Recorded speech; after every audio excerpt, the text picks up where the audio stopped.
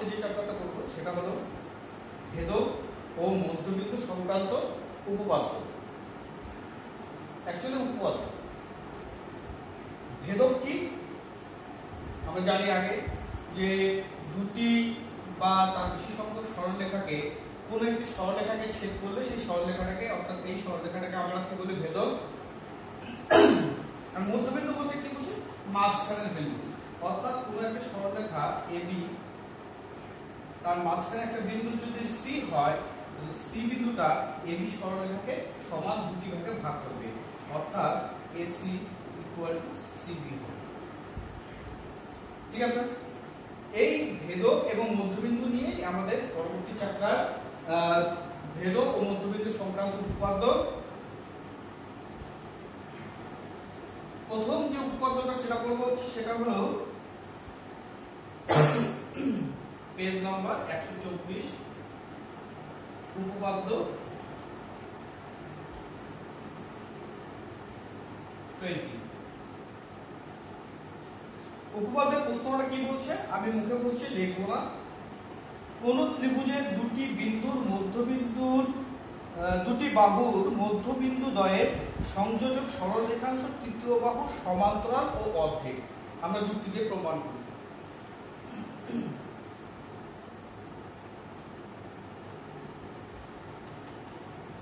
কি বলছে, পুরো একটা ত্রিভুজ আঁকে। তাহলে প্রথমে নাম দিলাম A B C। এই ত্রিভুজটার দুটি বাহুর মধ্যবিন্দু সংযোগ সরলরেখা। ধরলাম AB বাহুর মধ্যবিন্দু হচ্ছে D এবং AC বাহুর মধ্যবিন্দু ধরলাম E। এই দুটো বাহুর মধ্যবিন্দু সংযোগ সরলরেখাংশ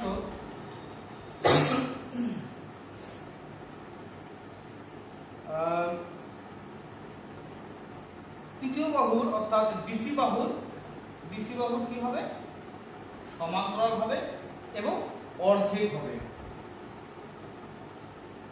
ঠিক আছে, অর্থাৎ এই DE সরলরেখাটা এই BC বাহুর অর্ধেক হবে এবং সমান্তরাল হবে, সেটা আমাদের প্রমাণ করতে হবে। তাহলে আমাদের উপপাদ্য লেখার নিয়ম কি, প্রথমে যেটা প্রশ্নে বলা আছে সেটাকেই আমরা নাম দিয়ে ভাষায় লিখব। তাহলে দেখি, তাহলে সেটা আমরা ধরি দিয়ে লিখতে হবে। ধরি ত্রিভুজ A B C, এটা একটা ত্রিভুজ আমরা ধরে নিয়েছি। A AB ও AC বাহুর মধ্যবিন্দু যথাক্রমে D ও E, এটা আমরা ধরে নিয়েছি। সুতরাং আমরা বলতে পারি AD = DB এবং AE = EC, এটা আমরা বলে দিতে পারি। ঠিক আছে, আমরা দুটো মধ্যবিন্দু তাহলে D, E যুক্ত করি। দুটো বিন্দু D আর E, দুটো বিন্দু, সেটা মাঝখানে কমা লাগিয়ে দিয়েছি, যুক্ত করি। কেন D যুক্ত করব? কারণ DE যুক্ত না করলে পরে আমরা DE সরলরেখাটা পাবো না, আর DE সরলরেখাটা না পেলে আমরা প্রমাণ কি করতে হবে সেটাই আমরা লিখতে পারবো না। কারণ কি DE সরলরেখাটার প্রমাণ কি বলছে, DE সরলরেখাটা BC বাহুর সমান্তরাল হবে এবং DE সরলরেখাটা BC বাহুর অর্ধেক হবে, এটা আমাদের প্রমাণ করতে হচ্ছে। তাহলে আমরা D আর E বিন্দুটা আমাদের যুক্ত করতেই হচ্ছে। তাহলে প্রমাণ করতে হবে যে, এখন লিখতে হয় প্রমাণ করতে হবে, যেটা প্রমাণ করতে হবে সেটা লিখতে হয়। প্রমাণ করতে হবে যে এক নম্বর প্রমাণ কি বলছে, যে DE তৃতীয় বাহু সমান্তরাল BC এবং দুই নম্বর প্রমাণটা কি বলছে, DE টা = ½ BC। এটা ঠিক আছে।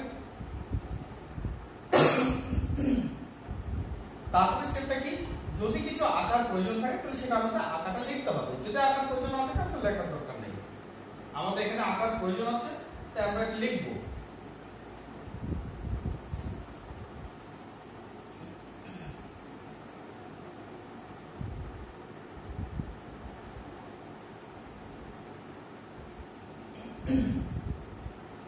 কি করলাম, ইডি সরলরেখাটাকে এফ পর্যন্ত এমন ভাবে বর্ধিত করলাম যাতে ডিই আর ডিএফ টা সমান হয়। বোঝা গেল? ডিই ইডি সরলরেখাটাকে, অর্থাৎ ই থেকে ডি দিকে আমি বানাচ্ছি, তাহলে ইডি সরলরেখা লিখবো। ইডি সরলরেখা ডিই লিখলে কিন্তু হবে না, ইডি লিখতে হবে। ইডি সরলরেখাকে এ পর্যন্ত এমন ভাবে বর্ধিত করলাম যাতে ডিই আর ডিএফ টা সমান হয়। আর কি করলাম, বি আর এফ এই দুটো বিন্দু যুক্ত করে দিলাম। তাহলে লিখি অঙ্কন যেটা করলাম সেটা আমরা লিখি ইডি সরলরেখাকে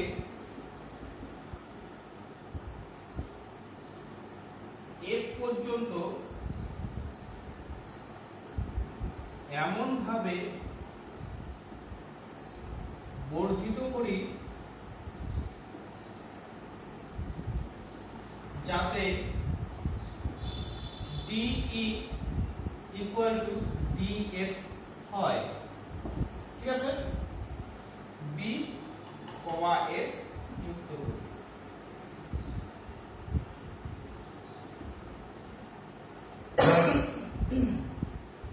হয়ে গেল, অঙ্কন আমরা করে দিয়েছি। এবার আমরা প্রমাণে ঢুকবো। প্রমাণ, আমরা প্রথমে প্রমাণ করতে যাব। প্রমাণ করতে গিয়ে আমরা প্রথমে কি করব, এই ত্রিভুজ আর এই ত্রিভুজটাকে সর্বসম দেখাবো। কেন দেখাবো? কারণ এই ত্রিভুজের এই বাহুগুলোর সঙ্গে এই বাহুগুলোর মধ্যে একটা সম্পর্ক তৈরি করব। তাহলে আমাদের মানে প্রমাণটা করার জন্য আমাদের এই সম্পর্কগুলো তৈরি করতে হবে। তৈরি করার জন্যই আমরা এই সর্বসমটা আমরা প্রমাণ করব।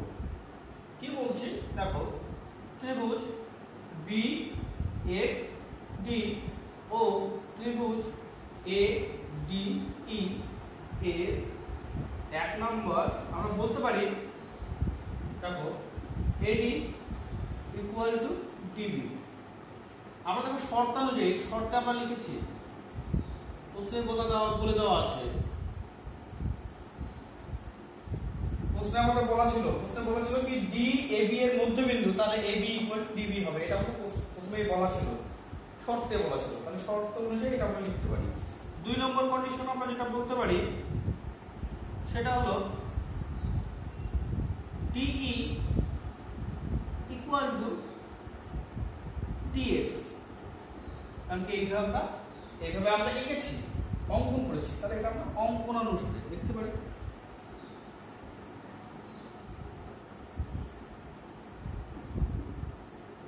ঠিক আছে, আর একটা কন্ডিশন দরকার সর্বসম প্রমাণ করার জন্য। 3টি শর্ত আমাদের সমান প্রমাণ করতে হয়। আর এটা কি করা যায় দেখো, এই কোণটা আর এই কোণটা, দুটি সরলরেখা এবি আর ইএফ সরলরেখা দুটি ডি বিন্দু ছেদ করেছে, তাহলে দুটা কোণ হয়েছে। এই কোণ দুটাকে কি বলা হয়, বিপরীত কোণ। আর আমরা জানি বিপরীত কোণ সব সময় সমান হয়। তাহলে এই দুটাকে আমরা সমান বলতেই পারি। কোণ B D F equal to কোণ এ ডি ই বিপরীত কোণ।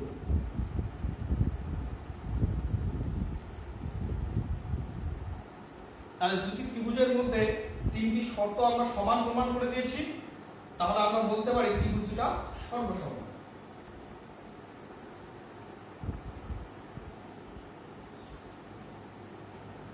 সুতরাং ত্রিভুজ বি এফ ডি সর্বসম ত্রিভুজ এ ডি ই সর্বসম আমরা বলতে পারি। দুটি ত্রিভুজ সর্বসম হওয়া মানে তার সর্বসম ত্রিভুজের অনুরূপ বাহু এবং অনুরূপ কোণগুলিও সমান হয়ে যায়। অন্যান্য আরো 3টি বাহু, আরো 2টি বাহু দিয়েছে, তাহলে আরো একটা বাহু আছে, সেটা সমান হয়ে যাবে। তার মানে আমরা বলতে পারি সুতরাং বি এফ ইকুয়াল টু এ ই আমরা বলতে পারি। কেন? ভাষাটা লিখে দাও, সর্বসম ত্রিভুজের অনুরূপ বাহু। ঠিক আছে,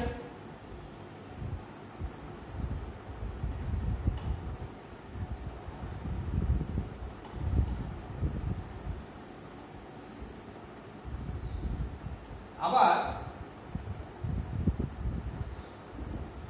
এই সমান সমান ইসি, এইটা আবার কার সমান? ইসির সমান। এর শর্ত অনুযায়ী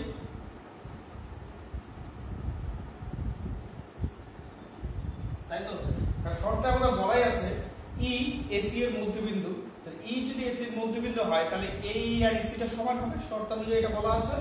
তাহলে দেখা যাচ্ছে যে বিএফটা এই সমান, আবার এইটা ইসির সমান, অর্থাৎ রাম শ্যামের সমান আর শ্যাম আবার যদু সমান। তাহলে রাম আর যদু সম্পর্ক কি? সমান। সেরকমই তাহলে আমরা বলতে পারি সুতরাং বিএফ ইকুয়াল টু ইসি বলা যায়। ঠিক আছে, এটা গেল। আবার আরেকটা বলতে পারি,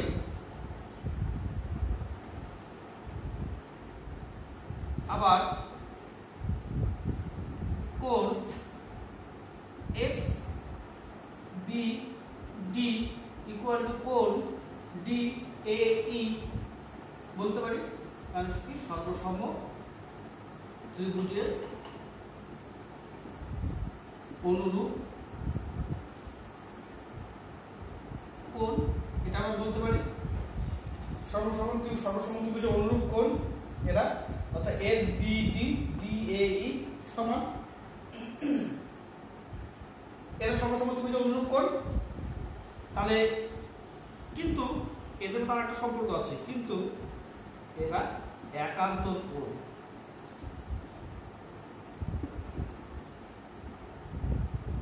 কিন্তু এরা একান্তর কোণ।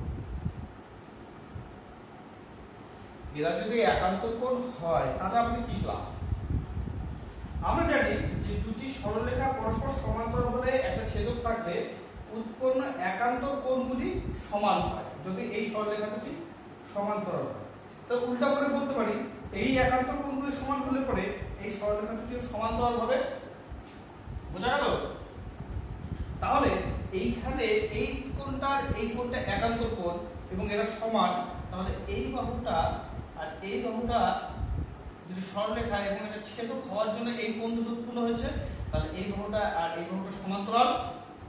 তাহলে সুতরাং বিএফ সমান্তরাল এই, বিএফ সমান্তরাল এই, আমরা বলতে পারি বিএফ আর এই যদি সমান্তরাল হয় তাহলে অর্থাৎ আমরা বলতে পারি বিএফ সমান্তরাল ইসি। বিএফ টা ইসি সমান্তরাল। কারণ বিএফ টা ইসি কেন সমান্তরাল? কারণ এই আর ইসি একই সরলরেখার উপর অবস্থিত। বোঝা গেল? তাহলে আমরা দেখতে পাচ্ছি যে একটা চতুর্ভুজ যদি কল্পনা করি,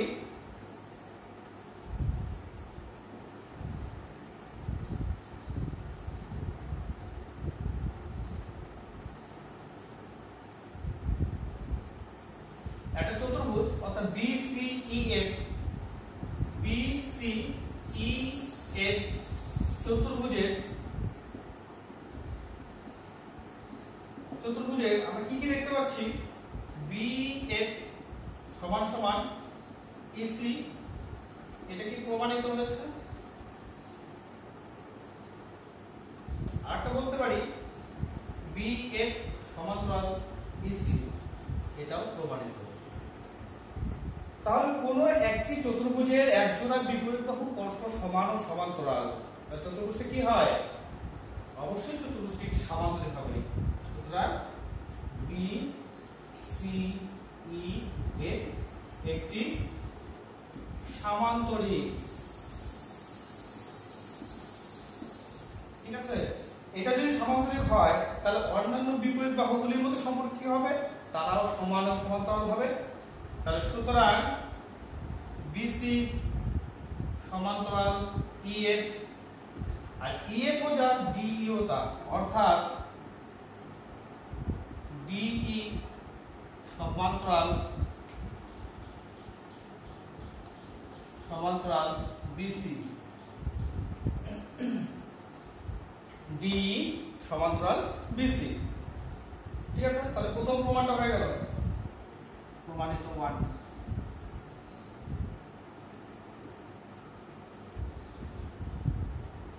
এবার দেখো আরেকটা বলতে পারি ইএফ সমান সমান বিসি বলা যায়, উল্টো করে আমরা বলি, হ্যাঁ এটা না লিখে আমরা এটা লিখি, বিসি সমান সমান ইএফ। ঠিক আছে, এবার ইএফ টাকে আমরা কি কি লিখতে পারি, ডিই আর ডিএফ, ডিই যোগ ডিএফ লেখা যায়। আমরা অঙ্কন কিভাবে করেছি, এমন ভাবে ইডি সরলরেখাটাকে এফ পর্যন্ত এমন ভাবে বর্ধিত করলাম যাতে ডিই আর ডিএফ টা সমান হয়। তাহলে ডিই আর ডিএফ টা সমান, তাহলে আমরা ডিই ডিএফ এর জায়গায় আমরা ডিই টা লিখতে পারি। তাহলে ডিই যোগ ডিই, ডিএফ মানে ডিই, তাহলে কয়টা ডিই হলো, 2 ডিই। সুতরাং ডিই সমান সমান হাফ ইন্টু ডিসি, প্রমাণিত 2। হলো, তাহলে আমাদের 20 নম্বর উপপাদ্যটা প্রমাণ হয়ে গেল, বোঝা গেল।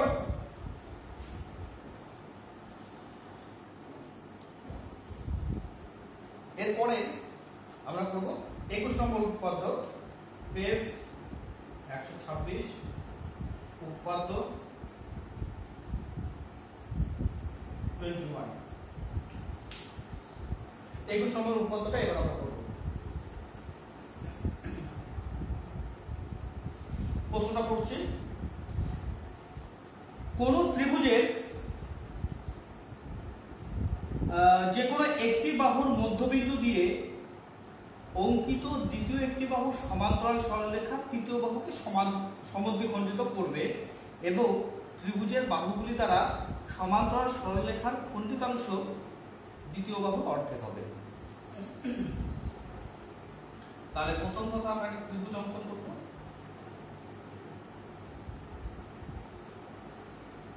এ বি সি নাম দিয়ে দিলাম।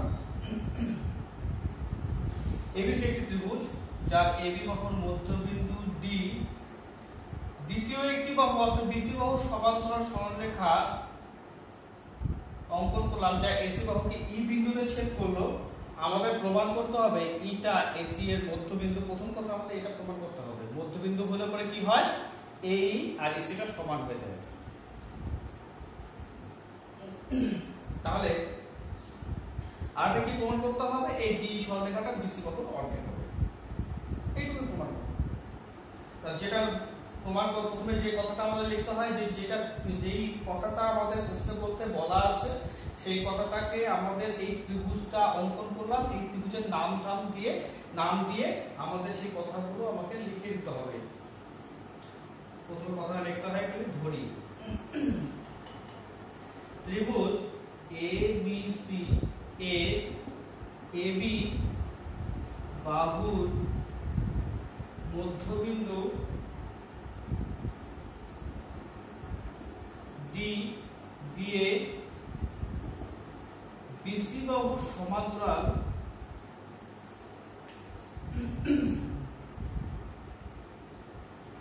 বাহুর সমান্তরাল সরলরেখা অঙ্কন করি যা এসি বাহুকে ই বিন্দুতে ছেদ করে।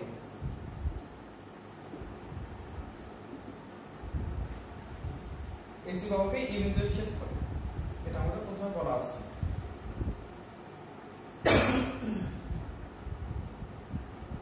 তাহলে আমাদের কি প্রমাণ করতে হবে যে এই বিন্দুটা এসি বাহুর মধ্যবিন্দু।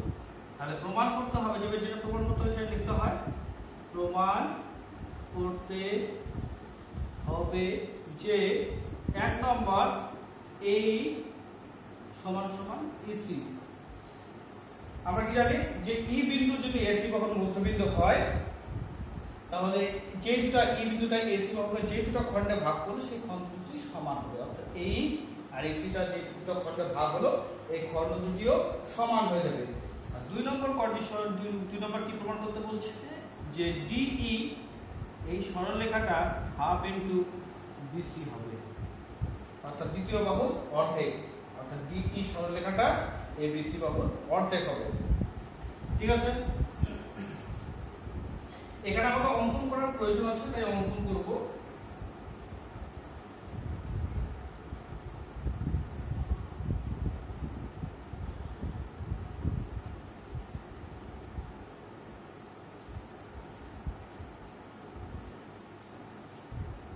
কি করব, ইডি সরলরেখাকে এক পর্যন্ত এমন ভাবে বর্ধিত করলাম যাতে ডিই আর ডিএফ টা সমান হয়।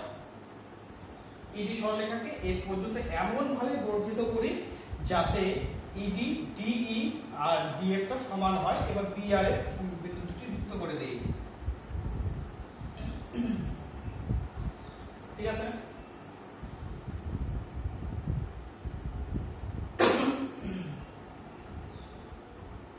ভাষায় লিখে দেই ইডি সরলরেখাকে এক পর্যন্ত এমন ভাবে বর্ধিত করি যাতে ডিই সমান সমান ডিএফ হয় এবং বি এফ যুক্ত করি। ঠিক আছে, এটা আমরা করে দিলাম। এবার আমরা প্রমাণে আসি।